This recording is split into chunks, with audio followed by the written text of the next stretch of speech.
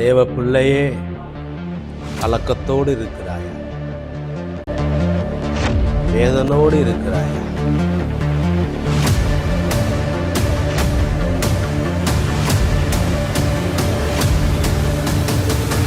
கர்த்தர் உன்னை பலப்படுத்தி உனக்கு சகாயம் பண்ணுவார்.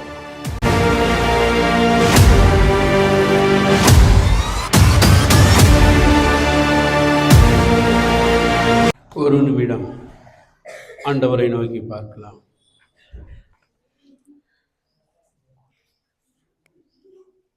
பரிசுத்தமும் கிருபையும் அன்பும் நிறைந்த எங்கள் தேவனே, இந்த ஆராதனை வேளையிலேயும் பாடல்கள் மூலமாய் உடைய நாமத்தை மகிமைப்படுத்த உதவி செஞ்சீங்க. இப்பொழுதும் சகல பிரஸ்தாபத்தை பார்க்கிலும் உடைய வார்த்தை நீர் மகிமைப்படுத்தி இருக்கிறீர். அந்த வார்த்தைகளை கொண்டு நாங்கள் உம்மை மகிமைப்படுத்தவும், ஆண்டவரே, பிரசங்கிக்கிற வார்த்தைகளை ஜனங்கள் இருதயத்திலே அது கிரியை செய்யும்படியான கர்த்தருடைய ஆவியானவர் எங்கள் மத்தியிலே வந்து நீர் உம்முடைய ஊழியத்தை செய்யும்படியாய் செபிக்கிறேன். ஆண்டவரே, லீதியாளின் உள்ளத்தை திறந்த தேவன், எங்கள் ஜனங்களுடைய இருதயத்தை திறக்கும்படியாய் செபிக்கிறேன். ஆண்டவரே, கர்த்தாவே, வசனத்திலே வளரவும் சத்தியத்திலே வேரூன்றி நிற்கவும், ஆண்டவரே, உமக்கென்று வேறு பிரிக்கப்பட்டவர்களாய் ஜீவிக்கவும் என் தேவனாகிய கர்த்தர் கிருபை செய்யும்படியாய் செபிக்கிறேன். எங்களை தாழ்த்தி உம்முடைய கரத்திலே ஒப்பு கொடுக்கிறேன். இயேசு கிறிஸ்துவின் இன்ப நாமத்தில் ஜெபிக்கிறேன், ஜீவனுள்ள நல்ல பிதாவே. பிலிப்பியர் 4:19. என் தேவன், பரவாயில்ல, பிள்ளைங்களெல்லாம் பெற்றோர்கள் இப்படி தான் இருக்கணும். அதாவது பிள்ளைகளை இந்த வாக்குத்தத்த வார்த்தைகளை சொல்லி அவர்கள் மனப்பாடமாய் சொல்லும்படியாக பயிற்றுவித்த அந்த பெற்றோர்களுக்காக நான் ஆண்டவருக்கு நன்றி செலுத்துகிறேன். இது மாதிரி வசனத்தில் பிள்ளைகள் வளர்வார்கள் என்று சொன்னால், வேதம் சொல்லுகிறது, உமக்கு விரோதமாய் பாவம் செய்யாதபடி எதுதான் தடுக்கும்? உடைய வார்த்தையை என் இருதயத்திலே வைத்து வைத்தேன். நீங்கள் இப்போ விதைக்கிற விதை அதனுடைய பலனை நீங்கள் இப்பொழுது உணர மாட்டீர்கள். வாலிப நாட்களிலே வரும்போது வாலிபன் தன் வழியை எதினால் சுத்தம் பண்ணுவான்? உடைய வசனத்தின்படி தன்னை காத்து கொள்கிறதுனாலே. வசனம்தான் வாலிப நாட்களிலே காத்து கொள்ளும். வசனம்தான் வாலிப நாட்களிலே பிள்ளைகளை பாவத்திற்கு விலக்கி பாதுகாத்து கொள்ளும். கடந்த 2 போன வாரமும் 1ஆம் தேதி புது வருட ஆராதனையிலேயும் இந்த வாக்குத்தத்த செய்தியை கொடுத்தேன். இந்த நாளிலே இந்த செய்தியை நிறைவு செய்ய தேவன் நமக்கு உதவி செய்வாராக. அல்லேலூயா. தேவைகள் நிறைவாக்கி தருகிற தேவன் நம்முடைய ஆண்டவர். தேவைகள் என்று வரும்போது மனிதனுடைய வாழ்க்கையிலே சரீர பிரகாரமான தேவைகள் உண்டு. அது ஆவிக்குரிய ரீதியிலே வளர்ச்சியடையாத ஒரு அவிசுவாசி அந்த சரீர தேவைகளை மாத்திரம்தான் எண்ணி எண்ணி அதையே சிந்தித்து கொண்டிருப்பான். ஆனால் ஆவிக்குரியவர்களாகிய நீங்களும் நானும் சரீர தேவைக்கு முக்கியத்துவம் கொடுப்பதை பார்க்கிலும் ஆவிக்குரிய தேவைகளுக்கு ஆவிக்குரிய காரியங்களை தருகிற நம் ஆண்டவரை சார்ந்து கொள்ள வேண்டும், அவரை தேட வேண்டும். ஏனென்றால் கர்த்தரை தேடுகிறவர்களுக்கோ ஒரு நன்மையும், முதலாவது தேவனுடைய ராஜ்யத்தையும் அவருடைய நீதியையும் தேடுங்கள், அப்பொழுது எவைகளெல்லாம் சரீர பிரகாரமான உலக பிரகாரமான தேவைகள் எல்லாம் கொடுக்கப்படும் என்று ஆண்டவர் நமக்கு வாக்கு பண்ணியிருக்கிறார். வாக்கு பண்ணின தேவன் மாறாதவர். அந்த வாக்குத்தத்தம் பண்ணின தேவன் நமக்கு ஆவிக்குரிய காரியங்களிலே இந்த வருடத்தில் அவர் குறைவுகளை எல்லாம் நிறைவு செய்யும்படியாக விரும்புகிறார். இன்னொரு காரியத்திற்காக நான் உங்களை வாழ்த்த வேண்டும், பாராட்ட வேண்டும். மழை என்றும் பாராதபடி சிலர் வெஹிக்கிள் இருக்கிறவங்க, வண்டி வச்சிருக்கிறவங்க வந்துட்டாங்க. அது இல்லாதவங்க சிரமப்பட்டு நீங்கள் கர்த்தரை சமூகத்தில் வந்து அவரை ஆராதிக்கும்படியாக கடந்து வந்திருக்கிறீங்க. இதற்குரிய பலனை ஆண்டவர் இம்மையிலேயும் மறுமையிலேயும் உங்களுக்கு கட்டளையிடுவாராக. ஆவிக்குரிய தேவைகள் என்ன? வெளிப்படுத்தின விசேஷம் 2வது அதிகாரம் 14வது 15வது வசனத்திலே அங்கே பெர்கமு சபையை பார்த்து ஆவியானவர் சொல்லக்கூடிய ஒரு காரியத்தை நாம் வாசிக்கலாம். அதை வாசிங்க.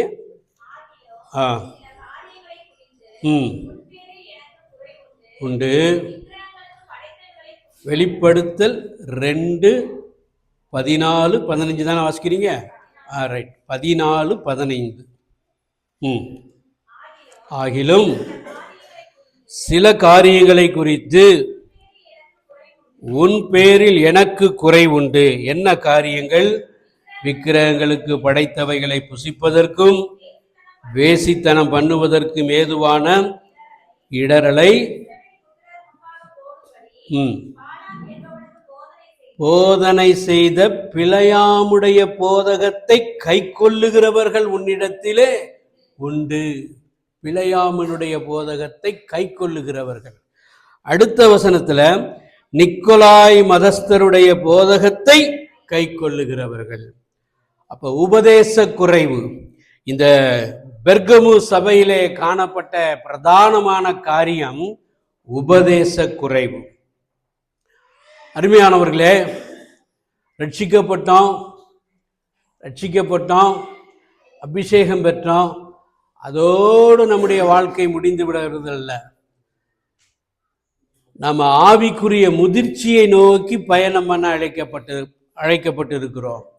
இந்த முதிர்ச்சியை கொண்டு வருவது வேத வசனம், சத்திய வேதம். அதுக்கு பேர் என்னது? சத்திய வேதம். சத்தியத்தை அறிய அறிய அறிய நமக்குள்ளாக நம்ம இந்த வெளிப்பிரகாரமான விடுதலையே பார்த்து அதையே நம்ம நினச்சிக்கிட்டு இருக்கோம். சுகம் கிடைக்கிற விடுதலை, கடன் பிரச்சனையிலேருந்து விடுதலை, வியாதியிலிருந்து விடுதலை, இதையே நினச்சிக்கிட்டு இருக்கோம். அப்படி இல்லை.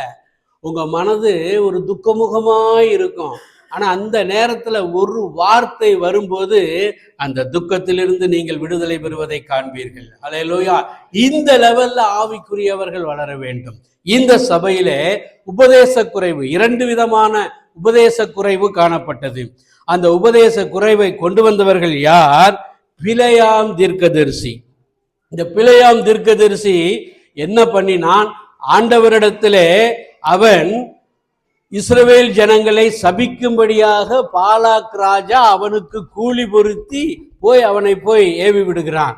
அப்பொழுது அவன் ஆண்டவரிடத்திலே அனுமதி கேட்டபோது, இந்த ஜனங்கள் இஸ்ரவேலை ஆசீர்வதிப்பதே கர்த்தருக்கு பிரியம், இவர்கள் சபிக்கப்படுவதற்கு உரியவர்கள் அல்ல, இவர்கள் ஆசீர்வாதத்தை சுதந்திரிக்கும்படியாக அழைக்கப்பட்ட தேவன், நீ இவங்களை சபிக்க கூடாதுன்னு சொல்லி அவன் 3 முறை பிரயாசப்பட்டு கடைசியில் அதோட விட்டுருவான்னு பார்த்தா விடலை.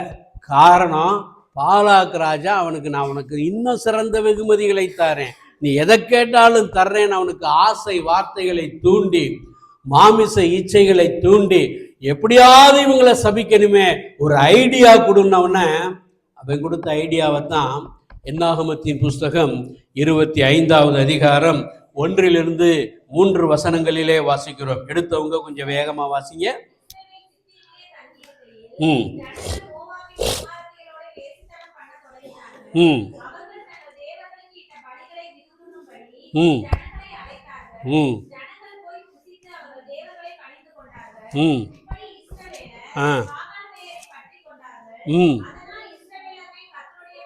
கோபம் உண்டது. அன்பான தேவ பிள்ளைகளே, கர்த்தருடைய உங்களுடைய ஆவிக்குரிய வளர்ச்சிக்காக சொல்லுகிறேன். வேதத்தை ஒரு வார்த்தையை வைத்துக்கொண்டு நீங்கள் தியானிக்கலாம். கர்த்தருடைய கோபம் எங்கெங்கெல்லாம் உண்டது என்று நீங்கள் தியானிக்க ஆரம்பிப்பீர்கள் என்று சொன்னால், ஆண்டவருடைய கோபம் நம்ம மேல இருக்கா இல்லையான்னு முதல்ல கண்டுகொண்டு, ஒருவேளை கர்த்தருடைய கோபம் நம்மேல் இருக்கும் என்று சொன்னால் அதற்கான பாவத்தை தேவ சமூகத்திலே அறிக்கை செய்து விட்டுவிட வேண்டும். பிரியமானவர்களே, அல்லேலூயா. பலவிதமான முயற்சிகளை இந்த பிலேயாம் தீர்க்கதரிசி செய்து தோற்று போனவனாய் இப்ப ஒரே ஒரு ஐடியாவை கொடுக்குறான். இந்த இஸ்ரவேல் ஜனங்கள் இந்த மோவாப் தேசத்தின் வழியாகத்தானே போவாங்க. போகும்போது இந்த மோவாப்பின் குமாரத்திகளோடு வேசித்தனம் பண்ணும்படியாக நீ செய்வாய் என்று சொன்னால், அவர்களிடத்திலே இவர்கள் பெண் கொள்ளவும் அவர்கள் இவர்களுடைய பெண் கொள்ளவும் எடுப்பார்கள் என்று சொன்னால், அப்படியே அந்த ஆராதனையை இவர்கள் பின்பற்ற ஆரம்பித்து விடுவார்கள். அந்த தேவர்களை ஆராதிக்கும்படியாக இவர்கள் வழிவிலகி போய்விடுவார்கள். ஜீவனுள்ள தேவனை விட்டு விடுவார்கள் என்று சொல்லி ஒரு துஷ்டத்தனமான ஒரு ஐடியாவை இந்த பீலேயாம் தீர்க்கதரிசி சொன்னான். சொன்னதுனால என்ன ஆயிற்று? என்னாகமத்தின் புஸ்தகம் 31வது அதிகாரம் 16வது வசனத்தை வாசிங்க. பேயோரின் சங்கதியிலே கர்த்தருக்கு விரோதமாக துரோகம் பண்ண காரணமாய் இருந்தவர்கள் இவர்கள் தானே. இதனாலே கர்த்தரின் சபை வாதையில் நேரிட்டது. வாதையும் கர்த்தருடைய சபைக்குள்ளே புகுந்து அது அழிவை உண்டு பண்ணினது. எத்தனை பேர் செத்தாங்களாம்? என்னாகமம் 25வது அதிகாரம் 9வது வசனம் சொல்லுகிறது, அந்த வாதையால் செத்தவர்கள் 24,000 பேர். ஹல்லேலூயா. ஆண்டவர் இப்ப நம்ம அம்மா அப்பா சொல்லுவாங்க பாரு பிள்ளைகளுக்கு, ஏண்டா படிச்சு படிச்சு சொன்னனே மறுபடியும் இப்படி செஞ்சுட்டு வந்திருக்கியாடா, படிச்சு படிச்சு சொன்ன. அதைத்தான் ஆண்டவர் சொல்லி இருக்கிறத நான் பார்த்து கர்த்தரை துதித்தேன். இது யாத்ராகமத்துல சொல்லி இருக்கிறாரு, என்னாகமத்துல சொல்லி இருக்கிறாரு, உபாகமத்துல சொல்லி இருக்கிறாரு. எஸ்ரா தீர்க்கதரிசி வாழ்ந்த காலம் என்ன, நியாயப்பிரமாணம் கொடுக்கப்பட்ட காலம் என்ன, அப்ப இதனுடைய எஃபெக்ட என் ஞானமுள்ள தேவன் அறிந்துதான் இந்த விக்கிரக ஆராதனைக்கு விலகி ஓடணும் சொல்லி அப்பப்ப தேவ தூதர்களையும் தீர்க்கதரிசிகளையும் கர்த்தருடைய பிள்ளைகளையும் எழுப்பி விக்கிரக ஆராதனை வேண்டாம், ஓட சொல்லு. விக்கிரக ஆராதனைக்கு போனாங்கன்னா விக்கிரகங்களுக்கு படைக்கப்பட்டதை அவங்க சாப்பிட வேண்டியது நேரம். அதுக்கப்புறம் அந்த படைப்புல வச்சிருக்கிறவங்க மாம்சீக இச்சைகளை தூண்டும்படியான பதார்த்தங்களை வச்சிருப்பாங்க. அதை சாப்பிட்ட உடனே அவங்களுக்கு காம வெறி வரும். இது நிமித்தம் அவர்கள் வேசித்தனம் பண்ண ஆரம்பிப்பார்கள் என்று என் ஞானமுள்ள தேவன் அறிந்துதான் அதை விட்டு ஓடு, விலகி ஓடு அப்படின்னார். உபாகமம் 7வது அதிகாரம் 1-3 கொஞ்சம் சீக்கிரமா வாசிங்க. 1வது வசனத்தை கூட வாசிங்க. உபாகமம் 7:1. 7 ஜாதியே இருப்பாங்கன்னா உங்க தீர்க்க தரிசனமா சொல்லிட்டாரு மோசே மூலமா. யார் யார் இருப்பாங்க? ஏவியர், கிர்காசியர், எபூரியர், கானானியர், பெரிசியர், லேவியர், எபூசியர். இத்தனை ஒவ்வொன்றுக்கும் ஆவிக்குரிய அர்த்தம் இருக்கு. அதை நான் விளக்குனா பிரசங்கத்தை முடிக்க முடியாது. இத்தனை ஜாதிகளை விட்டு நீ விலகி ஓடணும்னாரு. அங்க மாத்திரமா சொன்னாரு. திருப்பி இதுல இஸ்ரவேல் ஜனங்கள்ல பாதி பேர் சிறைப்பிடிக்கப்பட்டு போய் திரும்பி எஸ்ரா மூலமாக வெளியில வர்றாங்க. அப்பயும் எஸ்ரா தீர்க்கதரிசி சொல்றாரு. 9வது அதிகாரம், எஸ்ராவின் புஸ்தகம் 9வது அதிகாரம் முதல் 2 வசனத்தை வாசிங்க கொஞ்சம் வேகமா. முதல் 2 வசனம்.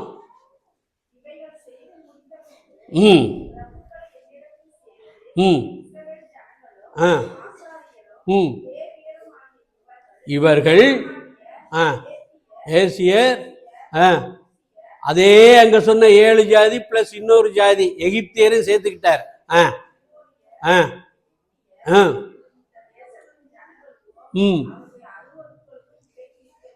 விலகி இருக்கவில்லை. மோசையின் மூலமாய் சொன்னப்பட்டது மறுபடியும் உபாகமத்தின் புஸ்தகத்திலே மோசையின் மூலமாய் ஞாபகப்படுத்தப்பட்டது. திருப்பி எஸ்ரா தீர்க்கதரிசியின் மூலமாக அழுத்தி சொல்லப்பட்டது. இவ்வளவு சொல்லியோ அந்த ஜனங்கள் மறுபடியுமாய் விக்கிரக ஆராதனைக்கு கடந்து சென்றார்கள். வேதத்துல 2க்கு தான் விலகி ஓடுன்னு சொல்லியிருக்கும். விக்கிரக ஆராதனைக்கு விலகி ஓடு, பாலியத்திற்குரிய இச்சைகளுக்கு. பாலியத்துக்குரிய இச்சைகளை எந்த அளவுக்கு வெறுக்கிறீங்களோ அதுக்கு கொஞ்சம் கூட 1% கூட குறையாம விக்கிரக ஆராதனைக்கு விலகி ஓடணும். அப்படி ஓடலைன்னா நம்முடைய சந்ததி பாதிக்கப்படும் என்று சொல்லிதான் நம் தேவன் திரும்ப திரும்ப திரும்ப திரும்ப திரும்ப திரும்ப திரும்ப திரும்ப ஆலோசனையாக ஞாபகப்படுத்தி கொண்டிருக்கிறார். வெளிப்படுத்தல் 2:15 என்ன வாசிக்கிறோம்னா, நிக்கோலாய் மதத்தினுடைய போதகத்தை கை கொள்ளுகிறவர். ஏற்கனவே பிழையா ஒரு ஆலோசனை சொன்ன அந்த விக்கிரக ஆராதனையில இருக்கிறவங்களும் உன்னிடத்தில் உண்டு. இப்ப அது பத்தாதுன்னு இன்னொரு ஆள் நிக்கோலாய் மதத்தினர். இவங்க யாரு அப்படின்னா, எபேசுவுக்கு வடமேற்கில் 80 கிலோமீட்டர் தொலைவில் நிக்கோலாஸ் என்ற ஒரு கடற்கரை பட்டணம் இருக்கு. அந்த பட்டணத்துல இவங்க இருந்தாங்க. இவங்களுடைய தைரியம் என்ன அப்படின்னா, நம்ம எல்லாம் ரட்சிக்கப்பட்டுட்டோம், கிருபை பெற்றவர்கள் பாவம் மேற்கொள்ளாது, அதனால நம்ம எப்படி வேணாலும் இருந்துக்கலாம், விக்கிரகாராதனை பண்ணிக்கலாம், வேசித்தனம் பண்ணிக்கலாம், எது பண்ணாலும் நம்ம அது கிருபை, ஆண்டவருடைய கிருபை நம்மை விட்டு விலகாது, அதனால நீங்க பயப்பட வேண்டாம். அதோடு சேர்த்து வேசித்தனம் பண்ணுதல், விக்கிரகங்களுக்கு படைக்கப்பட்ட உணவை உண்ணுதல் போன்றவை இவர்களிடையே காணப்பட்டது. இதற்கு ஆதாரம் 2ஆம் நூற்றாண்டில் வாழ்ந்த ஐரேனியஸ் என்ற வேத ஆராய்ச்சியாளர் தன்னுடைய புஸ்தகத்திலே இந்த 2 காரியமும் இந்த ஜனங்களிடத்திலே இருந்தது என்பதை சரித்திர ஆதாரத்தோடு எழுதி வைத்திருக்கிறார். எத்தனை ஆண்டு கடந்தாலும் என் தேவன் சொன்ன சத்தியம் ஒரு காலம் மாறவே மாறாது. இப்ப இதெல்லாம் நம்ம தாண்டி வந்துட்டோம். இப்ப யாரும் விக்கிரகாராதனை பண்றதில்ல, வேசித்தனம் பண்றதில்ல. ஆனா இந்த நிக்கோலாய் மதஸ்தருடைய புதிய ஒரு கொள்கை புகுத்தினாங்க. அது இப்ப ஆவிக்குரிய உலகத்துல அது தொத்திக்கிடுச்சு. பாரம்பரிய சபைகள்ல இது இருந்தது. என்ன அது? ஜனங்களை சாதாரண மக்கள் என்றும், ஜனங்களுக்கு போதிக்கிற ஊழியக்காரரை உயர்ந்தவர்கள் என்றும் சொல்லி அவர்களுக்கு பட்டங்களை கொடுக்க ஆரம்பித்தார்கள். பிஷப்பு, ஆர்ச் பிஷப்பு, போப்பு, இதெல்லாம் யார் கொண்டு வந்த கொள்கை? நிக்கோலாய் மதத்தினர் கொண்டு வந்த கொள்கை. மத்தேயு 23ஆவது அதிகாரம் 7வது வசனத்திலிருந்து நீங்க வாசித்து பார்த்தீங்கன்னா, உங்களை குருக்கள் என்று, நீங்கள் குருக்கள் என்று அழைக்கப்படாதிருங்கள். ஒரு மாசத்துக்கு முன்னாடி ஸ்டான்லி அப்படின்ற ஒரு தமிழ்ல அழகா ஜோவியலா அதே சமயத்துல கருத்தை ஆழமாய் பிரசங்கிக்கக்கூடிய ஒரு ஊழியக்காரர் வந்தார். நீங்க எல்லாம் என்ன பார்த்தவன பாஸ்டர் பாஸ்டர்னு சொல்றீங்க, இந்த பாஸ்டர் பட்டத்துக்கு ஆண்டவர் எனக்கு அங்க என்ன வேட்டு வைக்க போறாரோ தெரியல அப்படிம்பார். குருக்கள் என்று அழைக்கப்படாதிருங்கள், போதகர் என்று அழைக்கப்படாதிருப்பீர்களானே வேதம் சொல்லுது. ஆனா இன்னைக்கு எது வந்துருச்சு? பிஷப் உள்ள வந்துருச்சு, ஆர்ச் பிஷப் உள்ள வந்துருச்சு, போப்பு. இது ஆர்சி சபையில இருந்தது, அங்கேதான் நிக்கோலாய் மதம் உருவானது, அங்க இருந்தது. இப்ப எங்கேயும் தொத்திக்கிச்சு, ஆவிக்குரிய சபையிலையும் தொத்திக்கிடுச்சு. 4 வருஷம் ஊழியத்துல ஒரு 30 வருஷமாவது பண்ணி பிஷப்பு பட்டம் வாங்கினா கூட பரவாயில்லைங்க. 4 வருஷம் தான் ஊழியம் பண்ணியிருப்பார். அவர் யாரு? பிஷப்பு. ஊருக்கு ஒரு பிஷப்பு. இப்ப சபைக்கு ஒரு பிஷப்பு வந்துட்டாங்க. ஆமா, மரணத்துல கூட அதை விடுறாங்களானாக்க அந்த பேரை போட்டுதான் மரண அறிக்கை வருது. பிஷப் அவர் பேரை போட்டு இவர் கர்த்தருக்குள் நித்திரை அடைந்து விட்டார். இப்ப நிறைய பேர் பைபிள் காலேஜ் எல்லாம் படிக்கிறீங்க. படிச்ச உடனே உங்க பட்டங்களை எல்லாம் பின்னாடி போடணும்னு வரும். நீங்க போட்டீங்கனாலும் அது எதுக்கு தான் சமம்? பிஷப்பு, போப்பு, அது போடுறதுக்கு சமம். அல்லேலூயா.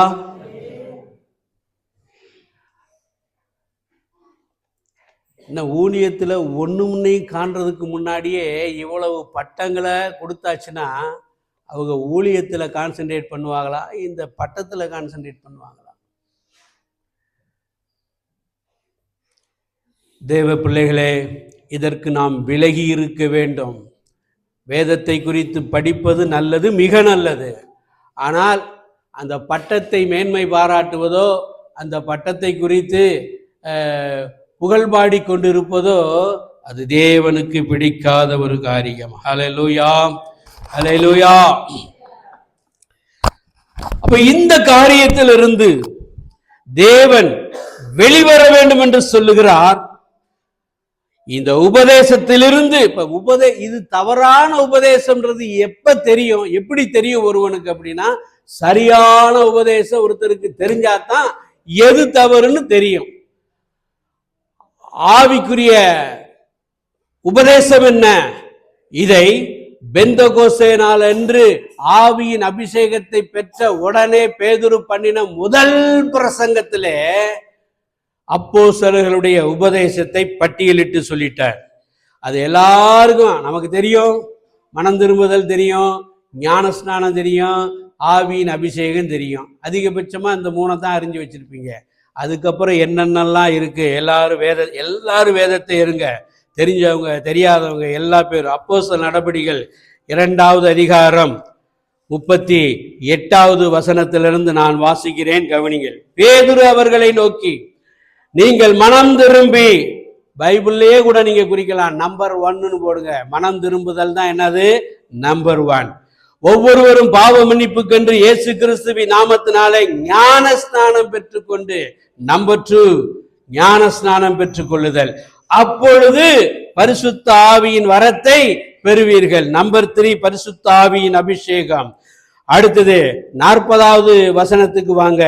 இன்னும் அநேக வார்த்தைகளால் சாட்சி கூறி, அங்க கூறின்னு இருக்கு. சாட்சி கூறுவதற்கு முன்பாக அப்போஸ்தலர் 1:8 என்ன வாசிக்கிறோம்? பரிசுத்த ஆவி உங்களிடத்தில் வரும்போது நீங்கள் பலனடைந்து எனக்கு என்னவா இருப்பீர்கள்? சாட்சி கூறுவது முக்கியத்துவம் இல்ல, சாட்சியாய் ஜீவிப்பது முக்கியத்துவம். அப்ப 4வது உபதேசம் என்ன? சாட்சியுள்ள வாழ்க்கை.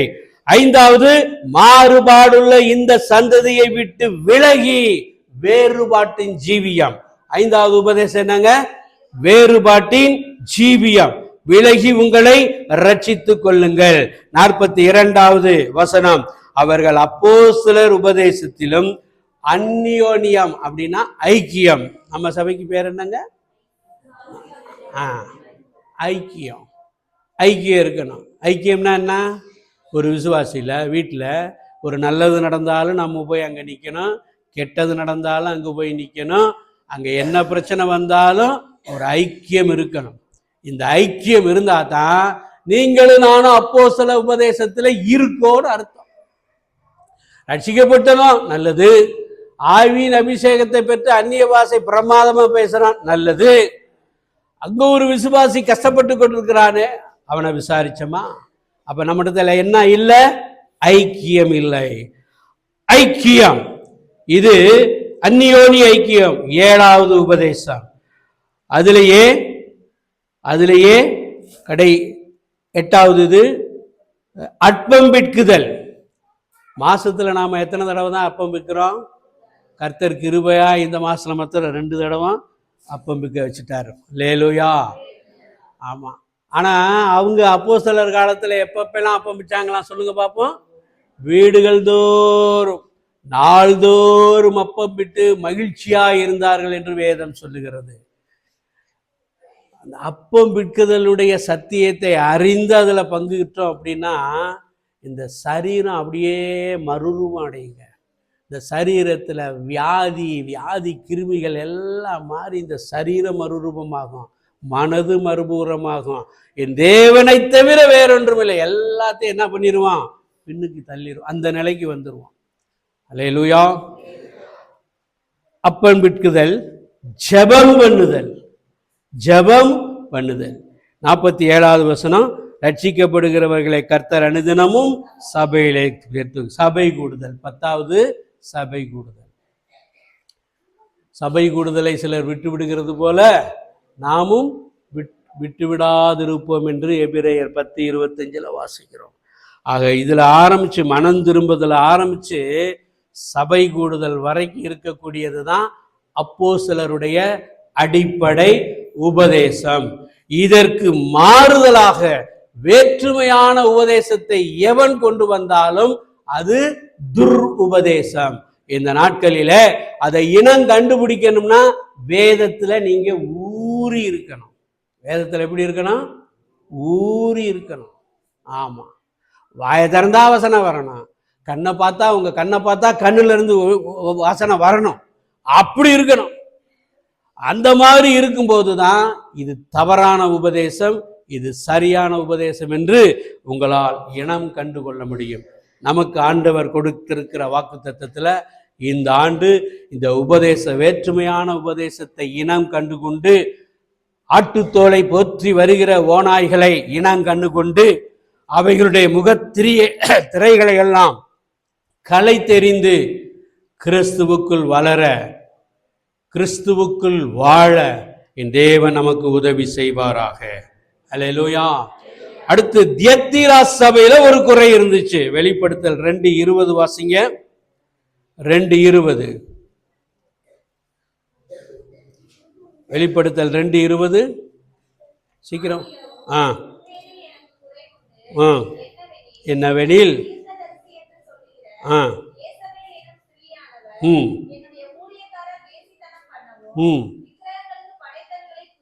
பாருங்க, ஆண்டவர் எத்தனை தடவை திரும்ப திரும்ப திரும்ப திரும்ப திரும்ப இந்த வேசித்தனத்தையும் விக்கிரகத்தையும். ஏன்னா இதை புதிய ஏற்பாட்டுல பவுல் ஞாபகப்படுத்துகிறார். எங்க ஞாபகப்படுத்துறார்? வாசிங்க அப்போஸ்தலர் நடபடிகள் 15:20 ஒருத்தர் வாசிங்க, 28 ஒருத்தர் வாசிங்க.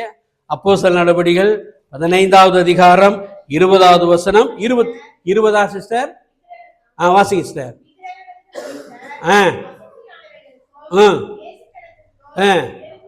நல்லா கவனிக்கீங்க. இந்த விக்கிரகங்களுக்கு படைச்சதுக்கு அப்புறம் இந்த வார்த்தை எல்லா இடத்துலயும் வருது. அப்ப என்ன அர்த்தம்? இந்த விக்கிரகங்களுக்கு படைக்கப்பட்டதை உண்ணும் போது அவைகள் மாம்ச இச்சையை தூண்டி அடுத்து இந்த பாவத்தை செய்ய வைக்கும். அதனாலதான் அங்கேயும் அதே மாதிரிதான் வரும். 28வது வசனத்திலயும் அதே மாதிரிதான் வரும். 28 வாசிங்க. படைத்தவைகளுக்கும் இரத்தத்திற்கும் செத்ததிற்கும் வேசித்தனத்திற்கும் விலகி இருக்க வேண்டும் என்பதே. அல்லேலூயா. இந்த தியத்தீரா சபையிலேயும் இதேதான் இருந்துச்சு. இது ஒரு மனிதனை என்ன பண்ணும்? வஞ்சனைக்குள்ளாக்கும். கடைசியா என்ன சொல்லப்பட்டிருக்கிறது? வஞ்சிக்கும்படி நீ அவர்களுக்கு இடம் கொடுத்தாய். எதை? விக்கிரகங்களுக்கு படைத்தவைகளை புசிக்கவும் அவர்களுக்கு போதித்து அவர்களை வஞ்சிக்கும்படி நீ அவர்களுக்கு இடம் கொடுத்தாய். கடைசி நாட்கள்ல ஒரு அடையாள வேதத்துல சொல்லப்பட்டிருக்குது. கூடுமானால் பண்ணுங்க, தெரிந்து கொள்ளப்பட்டவர்களும் வஞ்சிக்கப்படும் காலம் அது இப்பொழுதே வந்துருச்சு. உங்க வீட்டுல ஒரு யெகோவா சாட்சியோ ஒரு 7ஆம் நாள் உபதேசக்காரரோ யாரோ ஒருத்தர் வந்து, அல்லது அன்பின் அன்பியத்திலிருந்து ஒருத்தர் வந்தா மாதாவை குறித்து மேன்மையாய் பாராட்டினா அது துர் உபதேசம் என்று உங்களால் இனம் கண்டுகொள்ள முடியவில்லை என்றால் நீங்கள் வஞ்சிக்கப்பட்டு கொண்டிருக்கிறீர்கள் என்ற அர்த்தம். அவங்களும் வேதத்திலிருந்து தான் பேசுவாங்க. அவங்களும் வேத வசனத்துல தான். இந்த வேத வசனத்தை அதிகமா எடுத்து சொல்றவங்க யாருன்னா யெகோவா சாட்சிகள் தான். அன்பியத்திலிருந்து வார்த்தை அவ்வளவா வராது.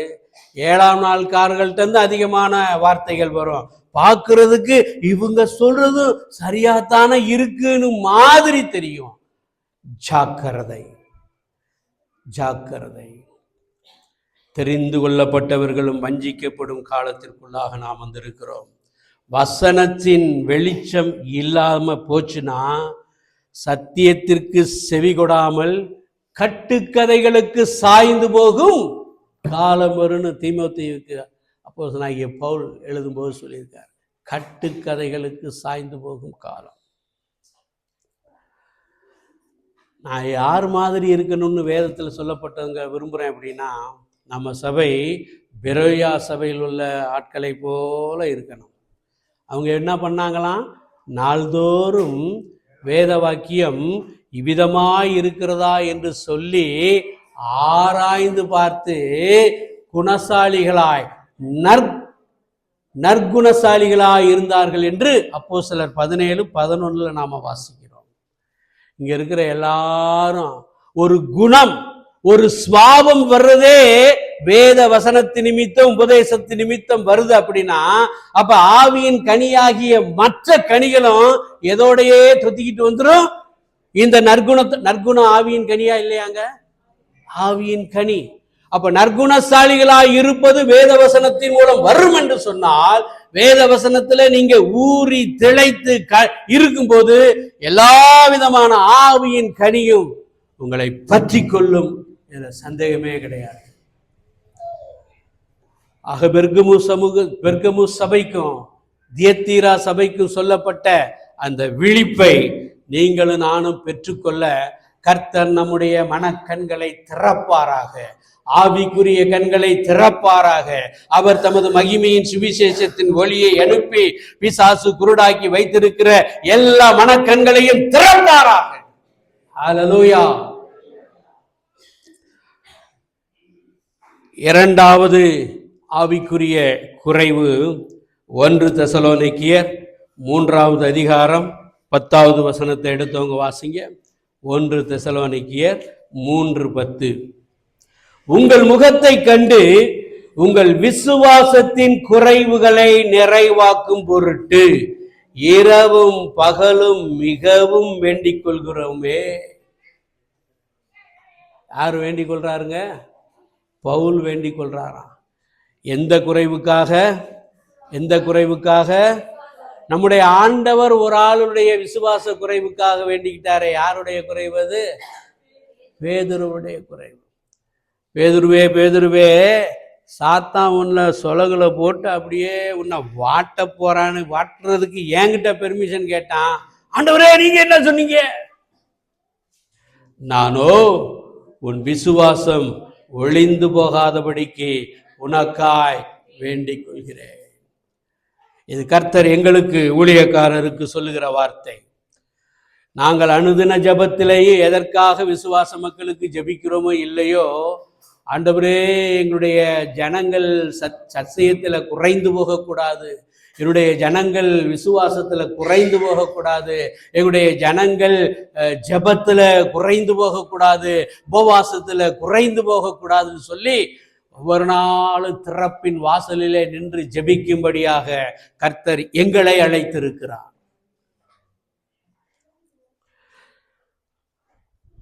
விசுவாசம் ஒரு விதை. விசுவாசம் ஓர் விதையை போட்டிங்கன்னா அது என்ன பண்ணும்? வளரும். எதுலேருந்து எது வரைக்கும் வளரணும்னா, இல்லாத விசுவாசத்திலிருந்து விசுவாசத்தில் வல்லவனா மாறணும். எதுலேருந்து எதுல மாறணும்? விசுவாசமே இல்லாம இருப்போம்.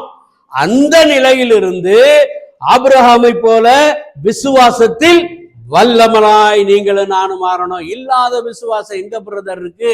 வாசிங்க மார்க்கு சுவிசேஷம் 4வது அதிகாரம் 40வது வசனத்தை வாசிங்க.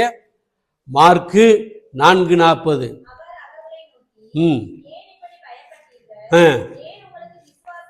விசுவாசம் இல்லாமற் போயிற்று. No faith. விசுவாசமே இல்லாத ஜனமா மாறி. யாரை பார்த்து சொல்றாரு? சீசர்களை பார்த்து சொல்றாரு. அப்ப சீசர்களுக்கே அந்த நிலைமை என்று சொன்னால், நமக்கும் நம்முடைய வாழ்க்கையிலும் பெரிய விசுவாசிகளின் ஜெபைக்கு திருத்துவ சபைதான். ஆனாலும் நமக்குள்ள என்ன வரும்? விசுவாசமே இல்லாத ஒரு நிலை வரும். ஜாக்கிரதை. அதிலிருந்து மனம் திரும்ப வேண்டும் நீங்களும் நானும். மத்தேயு சுவிசேஷம் 6வது அதிகாரம் 30வது வசனத்தை வாசிங்க. மத்தேயு அற்ப விசுவாசிகளே, யூ லிட்டில் ஃபெய்த்னா குறைந்த விசுவாசம். அதைத்தான் அற்பம்னா சொற்பம்னா குறைந்த விசுவாசம். இல்லாத விசுவாசத்துல இருக்கிற ஒருவன் அட்லீஸ்ட் குறைந்த விசுவாசத்தையாவது பெற்றிருக்க வேண்டும்.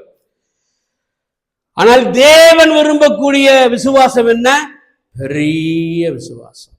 வாசிங்க மத்தேயு சுவிசேஷம் 15வது அதிகாரம் 28வது வசனத்தை வாசிங்க.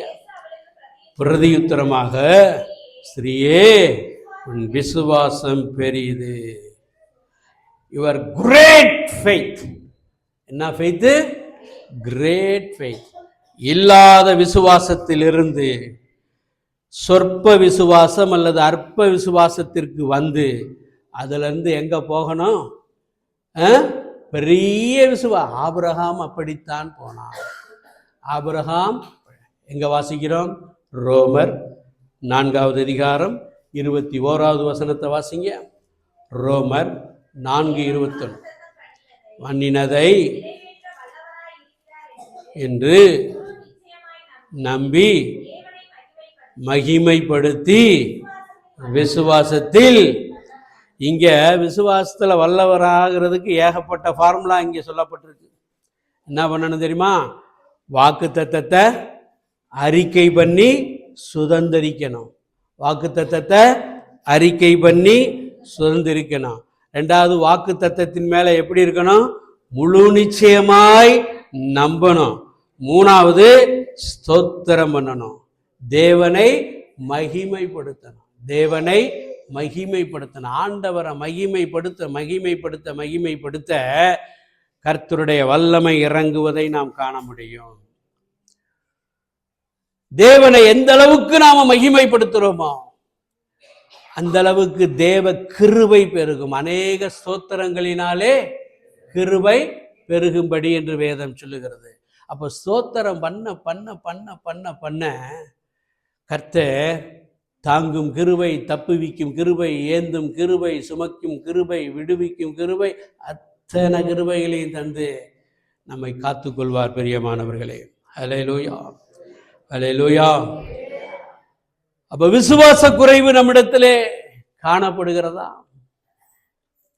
இதெல்லாம் எப்படி நீங்க எக்ஸ்பெரிமெண்டலா விசுவாசத்துல பலப்படணும் அப்படின்னா, நம்ம சரீரத்தில் ஒரு சின்ன பலக்குறைவு, சின்ன வியாதி வருதுன்னு வச்சுங்க. உதாரணத்துக்கு தலைவலி வருதுன்னு வச்சுங்க. தலைவலி வந்து யாரும் செத்து போனதாக இல்லை. அதனால் தலைவலி வந்தால் சாக மாட்டோம்னு ஒரு நம்பிக்கை முதல்ல வரணும். அடுத்து இந்த தலைவலியை அடுத்த ஸ்டேஜுக்கு போகாமல் ஆண்டவர் சமூகத்தில் உட்காந்து, நானே உன் பரிகாரியாகிய கர்த்தர்னு சொல்லியிருக்கீங்க. எகிப்தியருக்கு வரப்பண்ணின வியாதிகளில் ஒன்றையும் உனக்கு வரப்பண்ணேன்னு சொல்லியிருக்கிறீங்க அப்படின்னு ஆண்டவருடைய வாக்கு தத்தத்தை பிடிச்சு அநேக ஸ்தோத்திரத்தை பண்ணிக்கிட்டே இருந்தீங்கன்னா குப்புன்னு வேர்க்கும், கப்புன்னு தலைவலி விடும். எப்படி வேர்க்கும்? குப்புன்னு வேர்த்து கப்புன்னு தலைவலி விடும். ஆனால் நம்ம ஆளுங்க என்ன பண்ணுங்க? தலைவலி வந்த உடனே விக்ஸ் இருக்கா, அதுதான் எனக்கு சேரும். இல்லை சிஸ்டர், ஜண்டு பாம்பு பயங்கரமாக இருக்கும். இல்லை, அது தோல்லாம் ஒரு மாதிரி மாறிடும். இன்னொரு சிஸ்டர் சொல்லுவாங்க, இந்த 500 மெட்டாசின் 500. இல்லை, எனக்கு டோலோ 650 போட்டால் தான் கேட்கும். அப்புறம் எங்கிட்டு விசுவாசத்தில் வளர்றது? ஒரு சின்ன பலவீனமோ சின்ன வியாதியோ வந்துச்சுன்னா ஆண்டவர் நமக்கு கொடுத்திருக்கிற ஒரு விசுவாச பரீட்சை வைக்கிறாரு. நமக்கு கொடுத்திருக்கிற சான்ஸு. அதே சமயத்தில் உங்களால் அதில் தாக்கு பிடிக்க முடியலன்னு சொல்லுங்க. அவனவனுக்கு விசுவாச அளவை ஆண்டவர் என்ன பண்ணியிருக்காரு? பகிர்ந்து கொடு. அந்த நேரத்தில் நீங்கள் என்ன பண்ணலாம்? ஒரு நாள் முழுவதும் ஜெபம் பண்ணிக்கிட்டே இருக்கிறீங்க, அதுலேருந்து விடுதலை இல்லை, அதனால் எந்த வேலையுமே செய்ய முடியல அப்படின்னா, பிரதர் சொல்லிட்டாரேன்னு சொல்லிட்டு என் மேலே பழிய போட்டு கடைசியில் விபரீதத்துக்குள்ளாயிராதீங்க. அது உங்களுடைய விசுவாசத்தின் அளவை பொறுத்தது. நான் சொல்லுவது, இந்த மாதிரி காரியத்திலிருந்து பிராக்டிஸ் பண்ண ஒரே தான், தேவனுக்கு கீழ்ப்படியணும். பிசாசுக்கு 100% வியாதிகளை கொண்டு வருவது எதுதான்? பிசாசு தான். இதோ சர்ப்பங்களை பிடிக்கவும் சத்துருவின் சகல வல்லமைகளை மேற்கொள்ளவும் நான் உங்களுக்கு அதிகாரம் கொடுத்தேன் அப்படின்ட்டார். அந்த அதிகாரத்தை நீங்களும் நானும் பயன்படுத்தணும். ஹல்லேலூயா. 2வது, விசுவாச குறைவிலிருந்து கர்த்தர் நம்மை நிறைவு செய்ய ஆண்டவர் சமூகத்தில் காத்திருந்து இந்த ஆண்டே இதை சுதந்திரிச்சுக்கணும். நம்ம எல்லாருமே வாக்குத்தத்தம் முதல் நாள் சொன்ன உடனே ஆசையா கேட்டு வாங்கிக்கிறோம். ஆனால் என்னைக்காவது அந்த வருடத்தின் இறுதி நாளிலே இந்த வாக்குத்தத்தத்தை நான் சுதந்திரித்திருக்கிறேனா இல்லையான்னு சொல்லி சோதிச்சு பார்த்துருக்கிறீங்களா?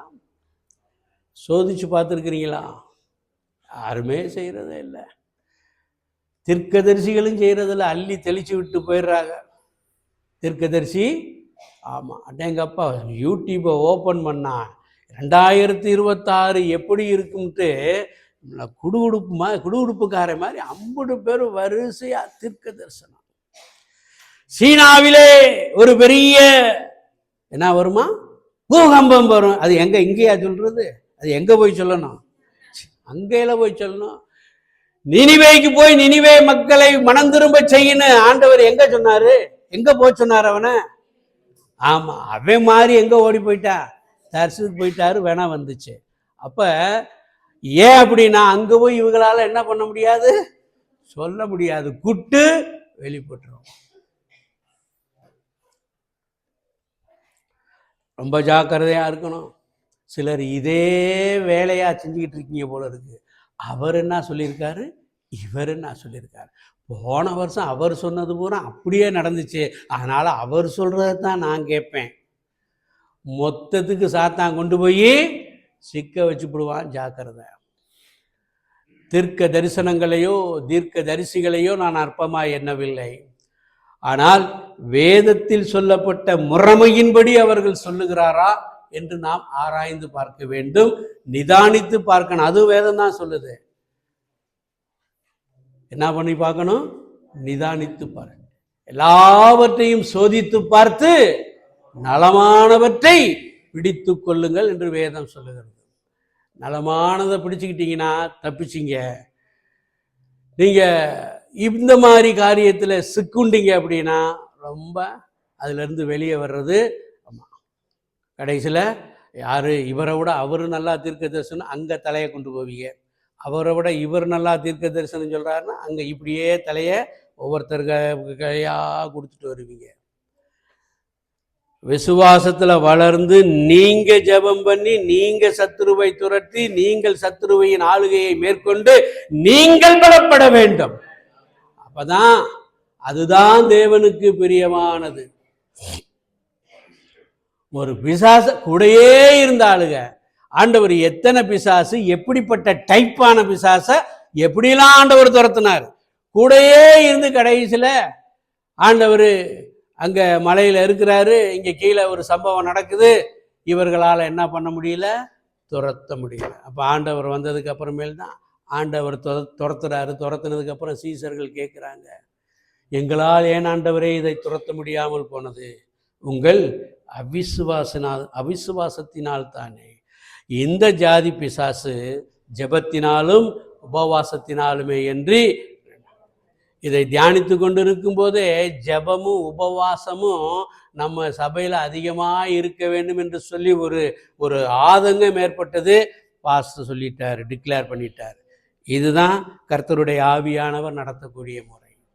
ஒரு செய்தி ஒன்று வருதுன்னா அது முதலாவது அந்த மெய்ப்பருக்கு போகணும், ஏன் மூலமாய் வருவதல்ல, அல்லது மற்றவர்கள் இங்கே வந்து பிரசங்கிக்கிறவர்களால் வருவதல்ல. முதலாவது யாருக்கு அதை ஆண்டவர் சொல்லுவாரு? சபை மெய்ப்பருக்கு சொல்லுவார். அதை உறுதிப்படுத்துவதற்கு எங்களை போன்ற ஆட்கள் வந்து பேசும்போது அதை உறுதிப்படுத்தி இதை நாம் முழு வீச்சாய் செய்ய வேண்டும் என்று பலங்கொள்ள வேண்டும். விசுவாசத்துல நம்ம விசுவாசிகள் வளர வேண்டும். இன்னும் ஒன்று, அதுதான் நமக்கு தேவையான, ரொம்ப தேவையானது, செபக்குறைவு. செபமே கிட்டத்தட்ட இல்லாம போயிருச்சு. செபமே கிட்டத்தட்ட, நீங்கள் வளர்ந்த சபையை எடுத்துக்கொள்ளுங்கள், அவங்கள்ட்ட போய் கேட்டு பார்த்தீங்க அப்படின்னா, ஐயா உங்க சபை இந்த அளவுக்கு வளர்ந்துருக்கிறே என்ன காரணம்னா அவங்க சொல்ற பதில் எதுவா இருக்கும்? செபம். செபம். விளைக்கரையும் கொடுக்காம எதையும் ஒருவன் அடைந்து விட முடியாது. ஒத்துக்கிறவங்க அல்லேலூயா சொல்லுங்க பார்ப்போம். தேவ சமூகத்துல மணிக்கணக்காய் காத்திருக்கணும். மத்தேயு சுவிசேஷம் 26வது அதிகாரம் 38-40 வாசிங்க. சக்கினா தண்ணி வாசிங்க சார். 26, 38, 40.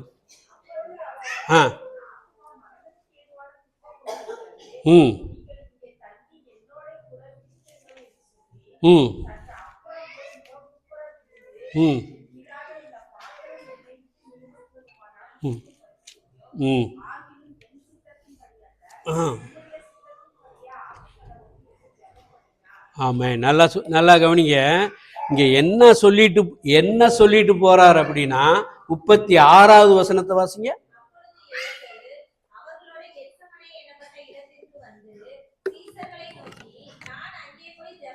நான் அங்கே போய் ஜெபம் பண்ணும் அளவும், இவங்களை ஜெபம் பண்ண கூட சொல்லல, நீ உட்கார்ந்து இருங்கடான்னார்.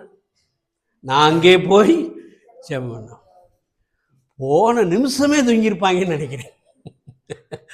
அவ்வளவு ஃபாஸ்டா தூக்கம் வந்துருச்சு. அங்க இருக்கும்போது ஒரு அம்மாவுக்கு எப்போ ஜெபம் பண்ண போனாலும் அவங்க சொல்ற குறை என்ன தெரியுங்களா? ஐயா, பைபிளை திறந்தா தூக்கமா வருதியா. நான் ஒரு தடவை ஜெபம் பண்ணி பார்த்தேன், 2 தடவை பண்ணி பார்த்தேன், 3வது தடவை என்ன சொன்னேன் தெரியுமா? தூங்கிருங்கம்மா, தூங்கிருங்க. நல்லா தூங்கிட்டு அதுக்கப்புறம் எந்திரிச்சு பைபிளை வாசித்து பார்த்துங்க. நான் அடுத்த தடவை அப்படி கேட்டேன், நல்லா தூங்குனீங்களாமா? ஆமாயா தூங்கிட்டேயா. அதுக்கப்புறம் பைபிள் வாசிக்க எண்ணமே வரலையான்ட்டாங்க. போச்சுடா. நம்ம ஒரு ஆலோசனை சொன்னா அவங்க இந்த எக்ஸ்ட்ரீமுக்கு போயிட்டாங்க. படிக்கிற மாணவர்கள் அப்படித்தான், அப்படி படிச்சுக்கிட்டே இருப்பாங்க. டொபக்குன்னு சாயுவான். சாஞ்சிச்சுன்னா உடனே மூடிட்டு அங்கனையே தூங்கிடணும். பரீட்சை வரப்போதில் அடுத்து இன்னும் 2 மாதம் தான் இருக்குது, பப்ளிக் எக்ஸாம் வரப்போகுது, 10th and 12th. தூங்கிடணும்.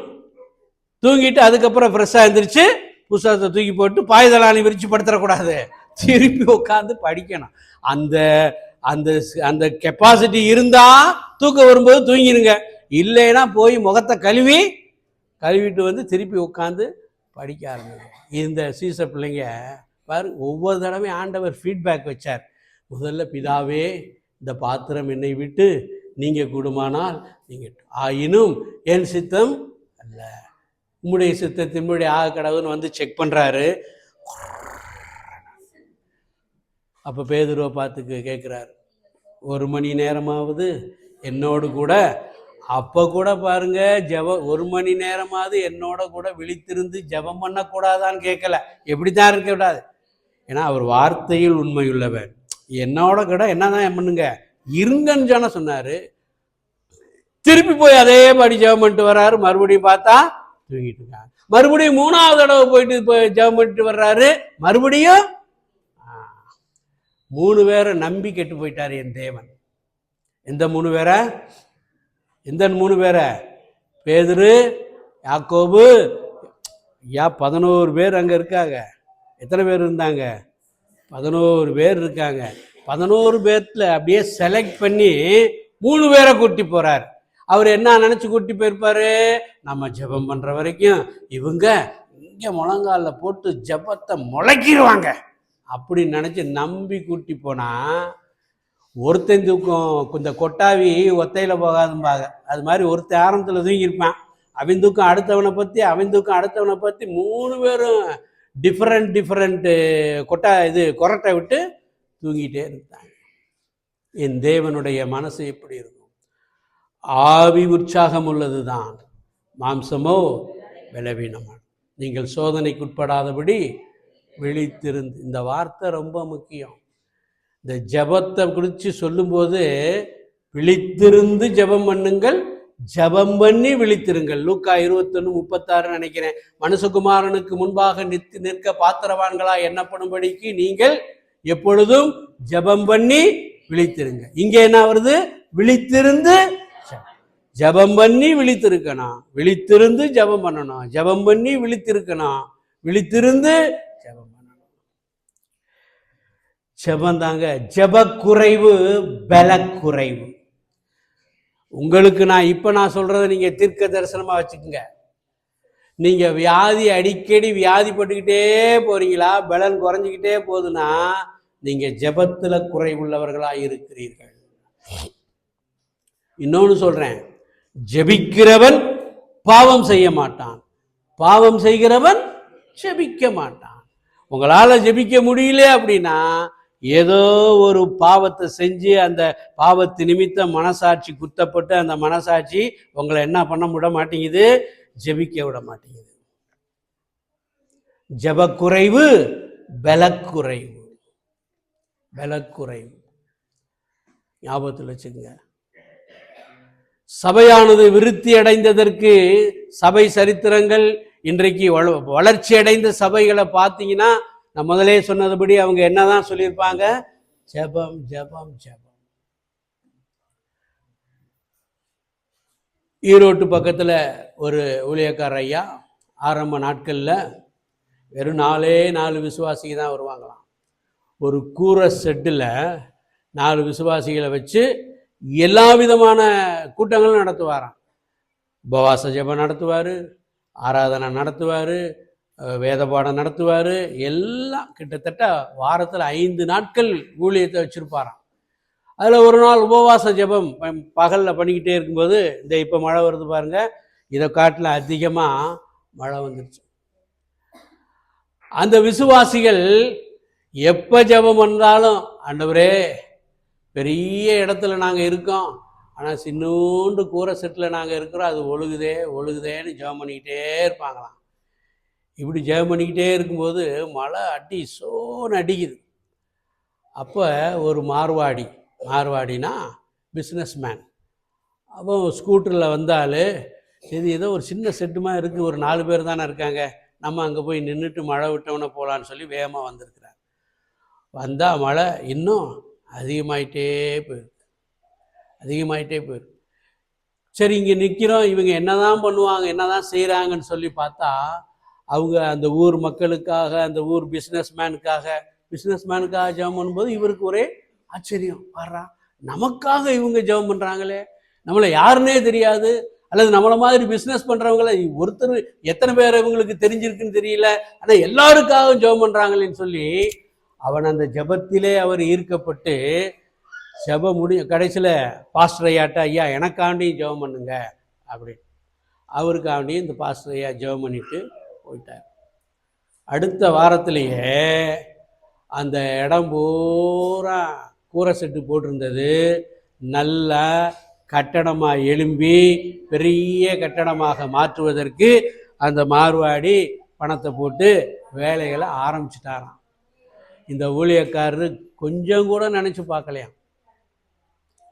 தேவனை அவர் மகிமைப்படுத்தி விசுவாசத்தில் அவரும் வல்லவராய மாறி இருப்பார். அல்லேலூயா. இப்படி தேவ சமூகத்திலே நெருங்க ஜெபம் ஒன்றுதான். நல்லா கவனிங்க, விசுவாசத்தை பற்றி ஒன்று சொன்னேன். அந்த விசுவாசத்தில் ரொம்ப முக்கியமானது ஜெபம் உண்டு, விசுவாசத்தோடு சேர்ந்து வரணும்.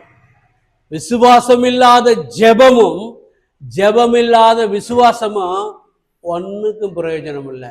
நான் இதை சொல்லுவதற்கு ஒரு பெரிய காரணம் உண்டு.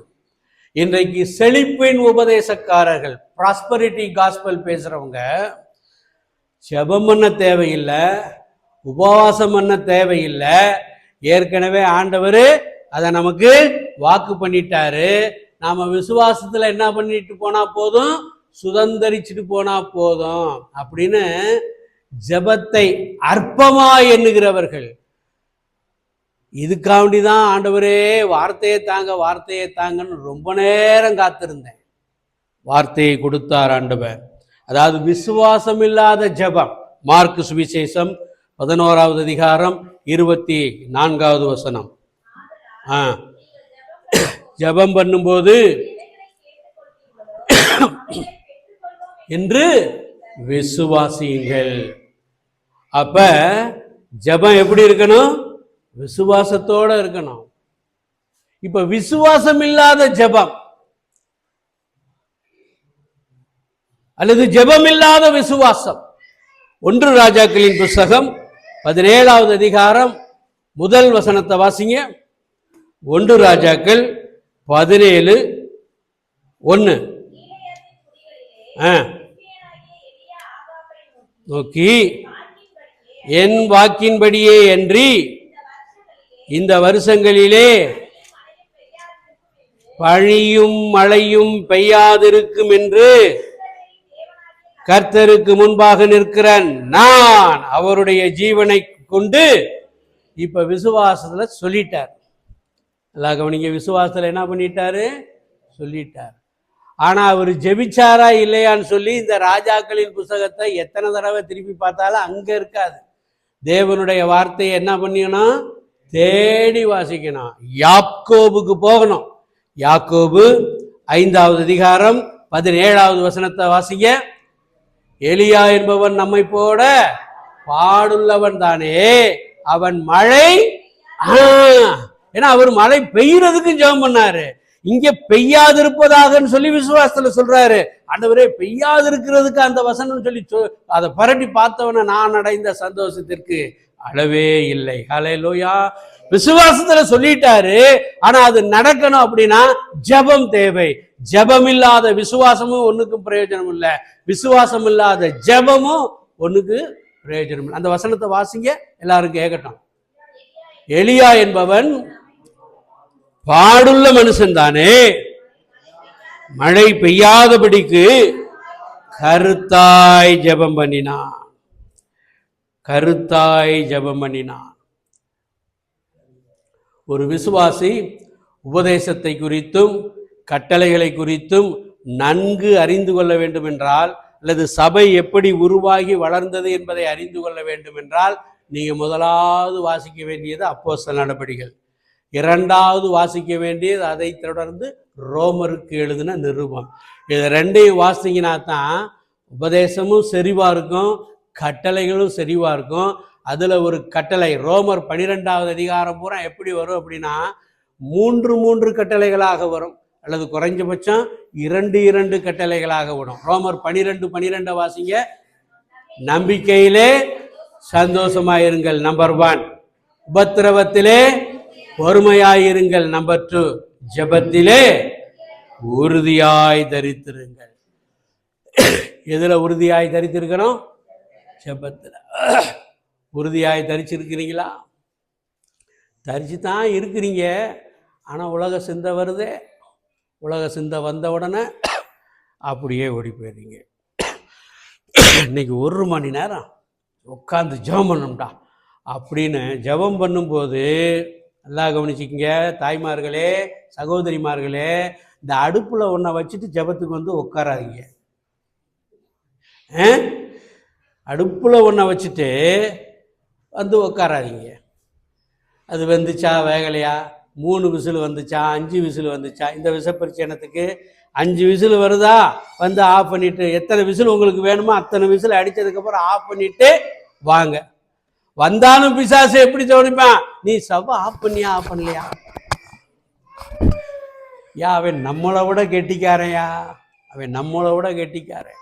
அதனால எல்லாத்தையும் ஒரு தடவைக்கு 2 தடவை செக் பண்ணி, நான் சொன்ன அடிக்கடி சொல்லக்கூடிய ஒரு வாசகம் ஒரு மகளுக்கு ஞாபகம் இருக்குன்னு நினைக்கிறேன். ஜெபத்திற்கென்று ஒரு நேரத்தையும், சூப்பர், இன்னும் ஞாபகம் வச்சிருக்கு பாருங்க. உங்களுக்கு பிரசங்கித்ததான் அதுக்கும் பிரசங்கிச்சேன். இப்ப நீங்க என்ன சொல்ல வரீங்க, நான் சொல்லத்தான் பிரதர் வந்தேன், அதுக்கு முன்னாடி நீங்க அந்த பொண்ணை பார்த்து தானே கேட்டீங்க, அது சொல்லிடுச்சு. இன்றைக்கு நான் செய்தி கொடுப்பதற்கு முன்பாக ஜெபித்து வந்த ஒரே ஜெபம், இங்க ஜெபம் பண்ணது அதுதான். லீதியாளின் உள்ளத்தை திறந்த மாதிரி எங்க சபை விசுவாசிகள் உள்ளத்தை திறக்கணும் ஆண்டவரே. ஏன்னா எத்தனையோ பிரசங்கத்தை கேட்டு கேட்டு கேட்டு இது ஞாபகம் இருக்கா, இது ஞாபகம் இருக்கா, ஆனா எல்லாம் அப்படியே ஃப்ரெஷ்ஷா உட்கார்ந்துருக்கிறீங்க. ஜெபத்திற்கென்று ஒரு இடத்தையும் ஒரு ஒரு நேரத்தையும், குறிப்பிட்ட நேரத்தையும் தெரிந்து கொள்ளாத வரைக்கும் நீங்க ஜெப வாழ்க்கையிலே வளர முடியாது. அல்லேலூயா. எதை வச்சு பிரதர் சொல்றீங்க? முதல் ஜெபத்தை குறித்து சில வார்த்தைகளை சொல்லிட்டு நான் முடிக்க போறேன். இப்ப ஜெபத்துல எப்படி தரித்திருக்கணும்னு சொல்லி அப்போஸ்தலனாகிய பவுல் ரோமாபுரி சபைக்கு சொல்றாரு, உறுதியாய் தரித்திருங்கள். சுவிசேஷத்துல லூக்கா சுவிசேஷம் 18வது அதிகாரம் 1 வசனத்துல வாசிக்கிறோம், சோர்ந்து போகாமல் எப்பொழுதும் ஜெபம் பண்ணுங்கள், எப்பொழுதும் ஜெபம் பண்ணுங்கள். 1 தெசலோனிக்கேயர் 5:17 வாசிக்கிறோம், இடைவிடாமல் ஜெபம் பண்ணுங்கள். 1 தீமோத்தேயு 2:8 வாசிக்கிறோம், எல்லா இடங்களிலேயும் ஜெபம் பண்ணுங்கள். எபேசியர் 6:18 வாசிக்கிறோம், ஆவியினாலே ஜெபம் பண்ணுங்கள். யாக்கோபு 5:16 வாசிக்கிறோம், கருத்தாய் ஜெபம் பண்ணுங்கள். எப்படி ஜெபம் பண்ணுங்க? கருத்தாய் ஜெபம் பண்ணுங்க. ஆவியிலே ஜெபம் பண்ணணும், கருத்தாய் ஜெபம் பண்ணதும் இருக்கணும். எப்பொழுதும் ஜெபம் பண்ணணும், இடைவிடாமல் ஜெபம் பண்ணணும், எல்லா இடங்களிலேயும் ஜெபம் பண்ணணும். அப்படி ஜெபம் பண்ணணும்னா ஒரே ஒரு வரியை சொல்லி முடிக்கிறேன். நம்முடைய விசுவாசமே உலகத்தை ஜெயிக்கும் ஜெயம். இதை வச்சு நான் ஒரு ஸ்லோகத்தை சொல்றேன். விசுவாசம் உலகத்தை அசைக்கும், ஜெபம் நம்மை அசைக்கும். அல்லேலூயா. நீங்க ஜெபம் பண்ண நமக்கிட்ட இருக்கக்கூடிய தேவையில்லாத சுவாபங்கள் எல்லாம் அப்படியே ஓடி போவதை பார்ப்பீர்கள். நமக்கிட்ட அசுத்த எண்ணங்களை, தீய எண்ணங்களை கொண்டு வருகிற பிசாசின் கிரியைகள் ஒளிந்து போவதை காண்பீர்கள். ஜெபம் தேவனை மாற்றாது. அவர் நேற்றும் இன்றும் என்றும் மாறாதவராய் இருக்கிறார். உங்க ஜெபம் அவரை மாத்திரும் நினைக்காதீங்க. உங்க ஜெபம், என்னுடைய ஜெபம் யாரைத்தான் மாத்தும்? நம்மை மாற்றி நம்முடைய ஜெப குறிப்பையே மாற்றி விட்டுரும். நம்முடைய ஜெப குறிப்பையே ஒரு குறிப்பிட்ட காரியத்துக்காக ஜெபம் பண்ணிக்கிட்டே இருப்பீங்க. ஆண்டவர் பல இடத்துக்கு கொண்டு போவாரு.